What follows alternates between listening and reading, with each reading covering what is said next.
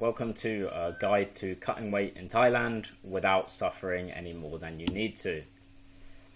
So what you can expect in this presentation is for me to talk about why I created this guide.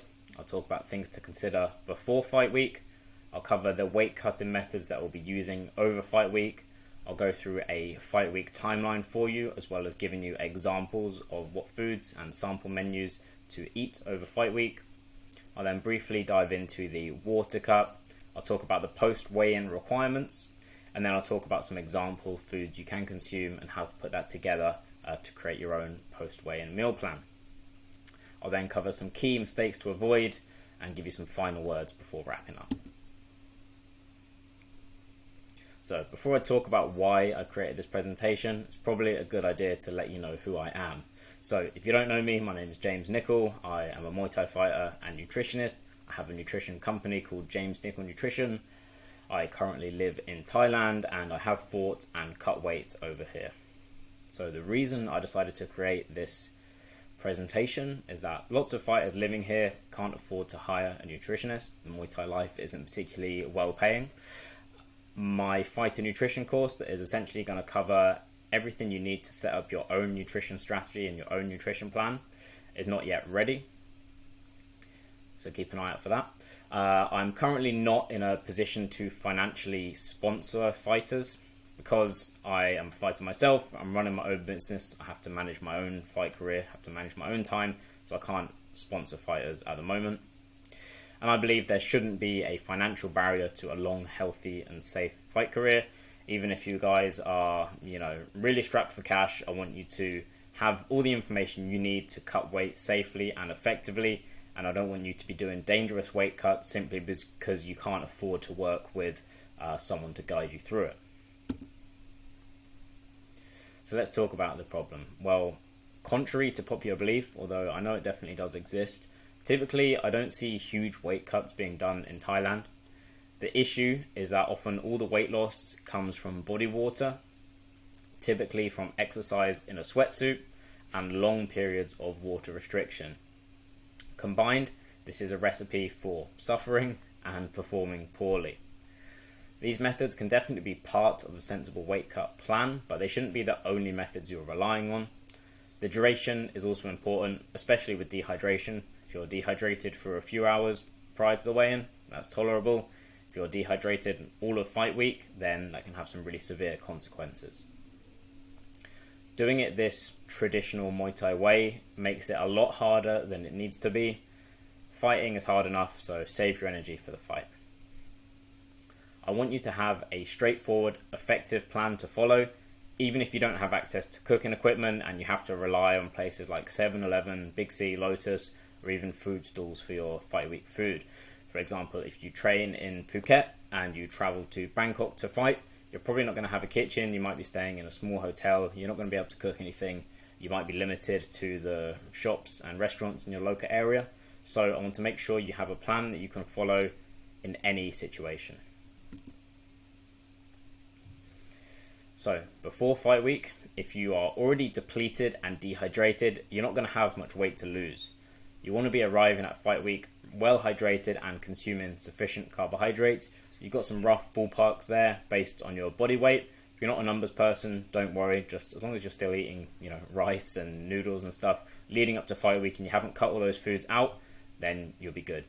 You'll see below a screenshot from a research paper. These will be dotted in throughout and I'll link to them at the end if you're interested in reading a little bit more.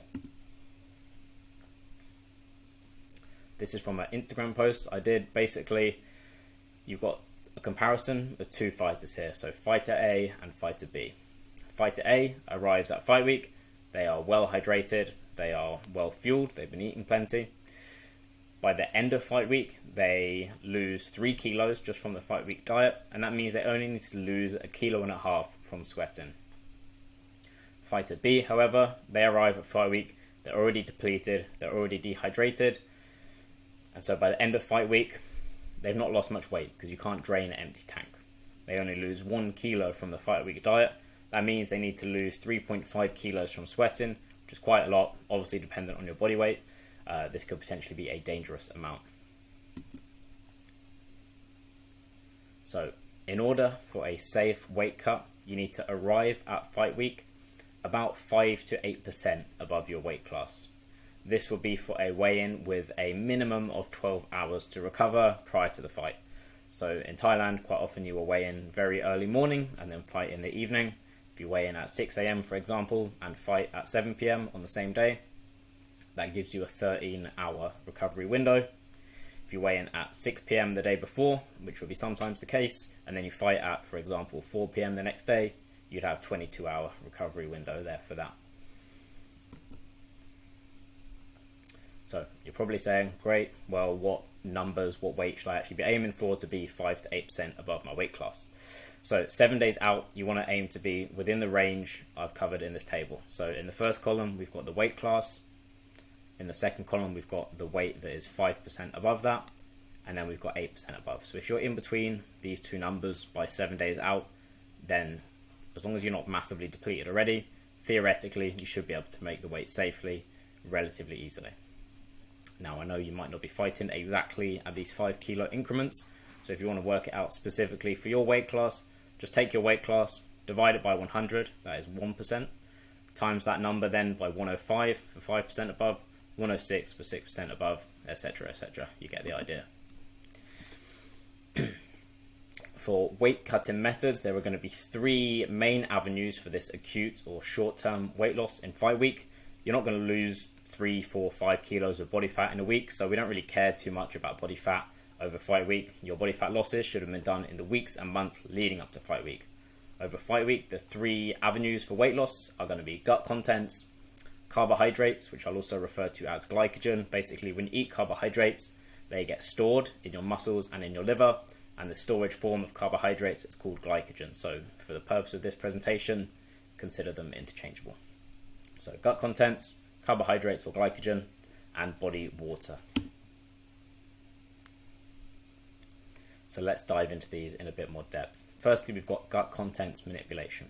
So food and fiber restriction can lead to about a 1 to 2% body weight loss over 3 days.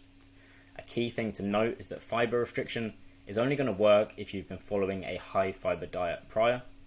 If you're living in Thailand, typically vegetable portions are relatively small, the rice is white, and typical diets over here typically aren't that high in fiber. So that's one thing to consider. Let's talk about glycogen. So carbohydrate manipulation. If you restrict your carbohydrates to under 50 grams for about 3 to 7 days prior to the weigh-in, that can lead to about 2% of your body weight loss. An important thing to remember is that you need to combine this carbohydrate restriction with exercise to further reduce your glycogen stores. It's a bit like the fuel tank of a car.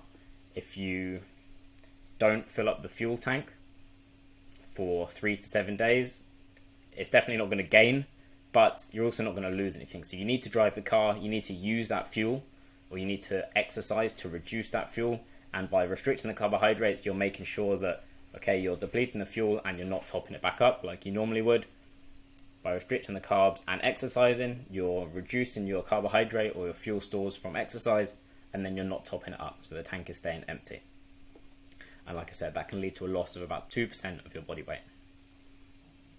And finally, we've got body water manipulation. So restricting fluid for about a day can lead to approximately 1 to 2% of your body weight loss. Loading, which basically involves drinking a larger amount of water prior to the restriction, may have some benefit. Although if you're training in Thailand, you're probably drinking lots of water anyway. Active sweating, which basically means exercise induced rather than, for example, sitting in a hot bath or a sauna, can be used for the remaining 0 to 3% body weight loss. Ideally, 4 to 5% would be an absolute maximum that I'd recommend. You can easily incorporate this exercise-induced sweat loss into existing training sessions in the final 24 to 36 hours prior to the weigh-in. Another thing to note is that sodium restriction may allow your body to release a little bit more water. So if you consume more sodium, you're going to hold more water. If you consume less sodium or salt, you are going to potentially release more water. However, lots of Thai food is very high in sodium, and if you're relying on places like 7-Eleven to get your food, then it's going to be very impractical to reduce your sodium. What I would say is just make sure that you avoid adding salt to ensure your sodium intake at least doesn't increase over fight week. Let's look at the fight week timeline. So let's work back from the fight. Let's say you fight at 8 p.m. on Saturday. You're going to weigh in on the same day at 7 a.m. in the morning. So you've got a 13-hour refuel window. I've split the fight week into early fight week, which is 4 days before, to 2 days before the weigh-in, and late fight week, which is just the day before the weigh-in. Regarding carbohydrates, from 4 days out, we're going to cut the carbs to under 50 grams per day. Regarding the fluid intake, for the early fight week, you can either keep your normal fluid intake, or you could water load, like I mentioned before, which is just 0.1 liters per kilogram of your body weight. Simply, if you're 60 kilos, drink 6 liters, 70 kilos, drink 7 liters, 80 kilos, drink 8 liters. Simple. And then on that final day before the weigh-in, you're going to restrict fluid, somewhere between 0.3 to 1 liters for that day. Where you sit within that range is personal preference. Some fighters would like to drink less, and that will mean they need to sweat less to make the weight. Others would rather go to a higher end in this range and sip a little bit more throughout the day, but that will mean you have to sweat out a little bit more.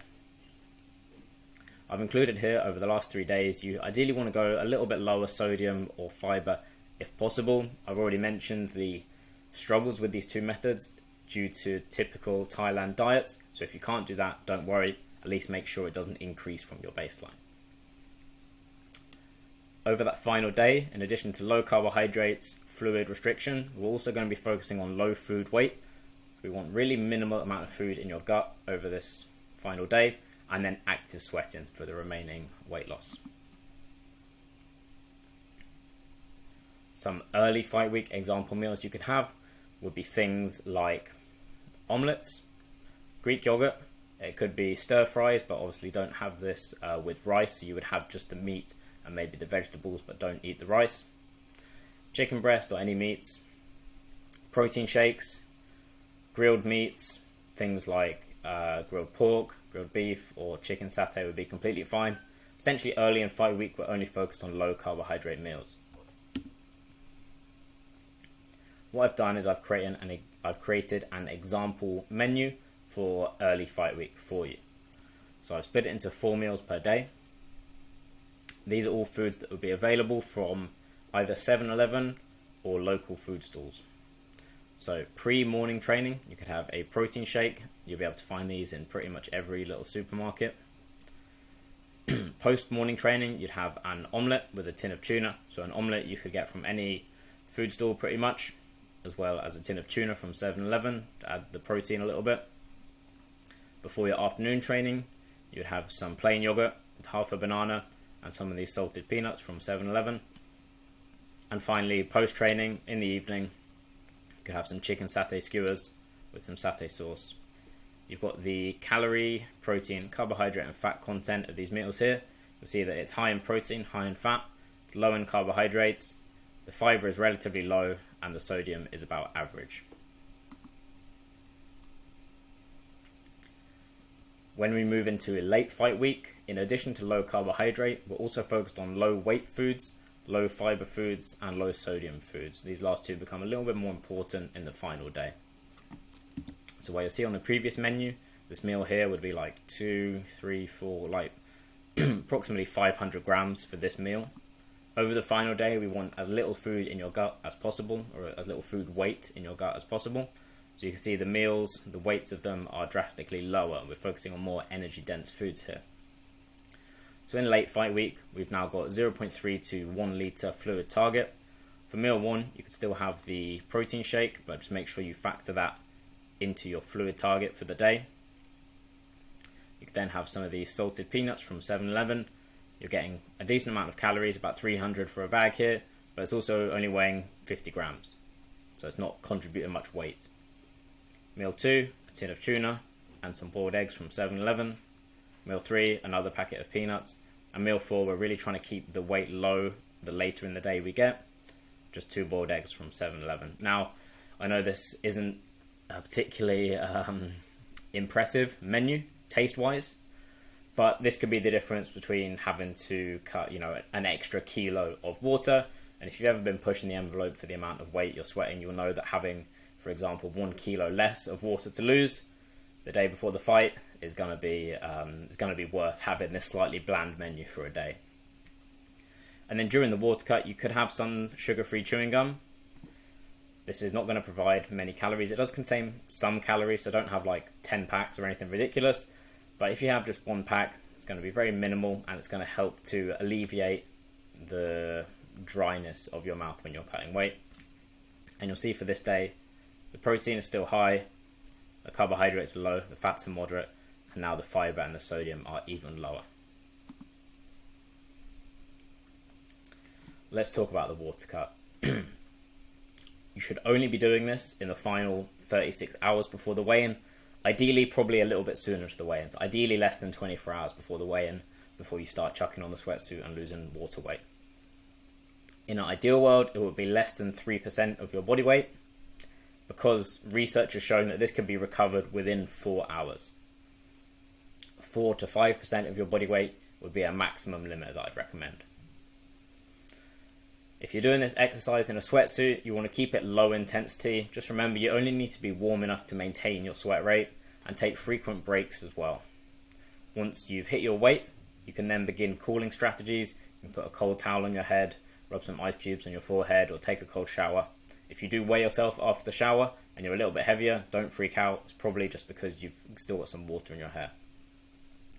One thing to note is that most people will lose somewhere between 0.5 to 1 kilogram overnight. So record your overnight weight loss over fight week, so you've got a little bit of a gauge for how much you can expect. Just know that it will likely be a little bit less the day before the weigh-in due to dehydration. Another thing to note is that you can use the sweatsuit prior to the water cut. It's probably a good idea as well, so you're not putting it on for the first time when you're cutting weight. You do want to be familiar with it. Also, if it's part of your gym's routine, as it is with most, then you might not be able to avoid wearing the sweatsuit. What I would say though is record your weight before and after training in the sweatsuit. Whatever amount of weight you lose in kilograms, drink back 1.25 to 1.5 liters per kilo you lose. We've got 2 priorities post weigh-in. These are fluid and carbohydrates. Fats and fiber are not priorities and therefore should be kept relatively low. For fluid, you want to take the weight that you lose in the final 24 hours in kilograms. You want to multiply that by 1.5. That number is then your fluid target in liters. Immediately after you weigh in, drink 600 to 900 mils straight away. Then drink at a rate of about 1 liter per hour. The fluid you're consuming should contain sodium and carbohydrates. Could be an oral rehydration solution, for example. Could be sports drink with either some sodium in the drink or with some sodium containing snacks. Or it could be low-fat milk or low-fat chocolate milk. I'll give you a recipe on the next page for a rehydration drink that satisfies these requirements. Regarding carbohydrates, you want to drink back 5 to 10 grams per kilogram of your body weight of carbohydrates. So take your body weight in kilos, times it by 5 for the lower range target, times your body weight by 10 for the higher range target. Again, I'll take you through a worked example on the next page. Opt for lower fiber, white carbs like white rice, white bread, for example. And in your final meal before the fight, aim to eat at least 1 gram of carbohydrates per kilogram of your body weight. So if you're 60 kilograms, eat at least 60 grams of carbohydrates, 70 kilograms, 70 grams of carbohydrates, etc., etc. Let me take you through a worked post-weigh-in example. Let's say you're a 60 kilo boxer, you've lost 4 kilograms over fight week to make the weight, and 2 kilograms of that was in the final 24 hours. So you take that 2 kilograms that they lost in the final 24 hours, times that by 1.5, that's 3 liters. So that's their total fluid target is 3 liters, and they want to drink that at a rate of 1 liter per hour. What I've got here for you is a 1 liter rehydration drink recipe. So this boxer would make 3 of these to make up their total 3 liter fluid target. Once they hit that, they can switch to drinking whatever they like. To make up the 1 liter, you'd use a 250 milliliter bottle of Sponsor, 750 ml of water, and then Sponsor is relatively low in sodium. It's fine for regular exercise, but for purposeful rehydration like we're doing right now, we want to add a little bit of extra salt, a little bit of extra sodium to that. So you also want to add about 2.5 grams or half of a level teaspoon of salt, and that will make up a 1 litre drink, and you can make as many of those as you need to hit your total fluid target. For carbohydrates, so they've got 60 kilograms of body weight, times that by 5 for 300 grams, times it by 10 for 600 grams. So their post-weigh-in target is somewhere between 300 to 600 grams of carbohydrates between the weigh-in and the fight. Make sure you eat little and often. Don't just go on a mad binge post-weigh-in and then maybe 2 hours after the fight you're so full that you can't eat, you can't move, you just hit that wall. Keep it to small, frequent meals every hour or so. And if you remember on the previous slide, I said they should aim for at least 1 gram per kilogram of body weight of carbohydrates in their pre-fight meal. So this person is a 60 kilogram boxer, so they should aim for 60 grams of carbohydrates in their pre-fight meal about 3 to 4 hours before the fight. To elaborate on some of the foods you could consume post-weigh-in, you've got some carbohydrate-based snacks here. You've got some sodium and carbohydrate-based meals here as well. These recommendations are based on whether you had an ORS, which is an oral rehydration solution, which is high in sodium but not that high in carbohydrates, or if you had a sports drink, which is high in carbohydrates but not high in sodium. However, if you have the drink recipe I've given you on the previous page, that's high in both carbohydrates and sodium, so any of these options would be suitable. Things like low fiber breads with honey or jam, lollies and candy, so even things like Haribo are appropriate right now. Low fiber fruits such as bananas and watermelons, or even tinned fruits. Carbohydrate sports bars, cereal bars, low fat yogurts, or anything like that is appropriate at this time. For meals, things like any rice, pasta, noodle, mashed potato based dishes are appropriate. Low fat desserts, pancakes and breakfast cereals are all appropriate right now. There are 4 key mistakes that I want you guys to avoid, so I'll take you through them all right now. Number 1 is restricting water more than 1 day prior to the fight. We want you dehydrated for as little time as possible. Once you're on weight, we want you to weigh in and be done and then rehydrate you. We don't want you to be dehydrated all across fight week, which is typically what will occur with the more traditional Muay Thai method of weight cutting. You could be dehydrated for just a few hours prior to the weigh-in, or you could be dehydrated and suffering all of fight week. I know which one I'd rather do. Number 2 is overusing the sweatsuit without adequate rehydration. As I've already said, the sweatsuit can be a useful tool for heat acclimation. Lots of nutritionists will bash the sweatsuit and talk negatively about it, but it's part of the Muay Thai culture, and actually, as well as heat acclimation, which can make you sweat more and faster, it can help you psychologically prepare for the weight cut. If you're training and fighting in Thailand, you're almost guaranteed to be cutting weight using a sweatsuit, so better to make sure that you're familiar with it ahead of time. However, using it all the time without proper rehydration is going to harm your performance and will dehydrate you too early. Remember, we want you dehydrated for as minimal time as possible. So if you're using the sweatsuit, make sure you're drinking plenty of fluids during and after. Make sure you're consuming drinks with electrolytes as well. A good rule is that you shouldn't turn up to afternoon training lighter than morning training. If you wake up in the morning, you probably haven't got that much food inside you and you may be a little bit dehydrated. If you then eat and drink throughout the day, but you're still lighter in the afternoon training session than you were in the morning, then you're probably dehydrated. So make sure you're drinking plenty of fluids if you're using the sweatsuit. Monitor your urine color. It should be clear or pale yellow throughout the day. The third mistake is consuming fatty post-weigh-in meals or introducing new foods post-weigh-in. Make sure you don't eat high-fat or junk foods post-weigh-in. Fat, as well as fiber, is going to slow your digestion and that can cause stomach discomfort.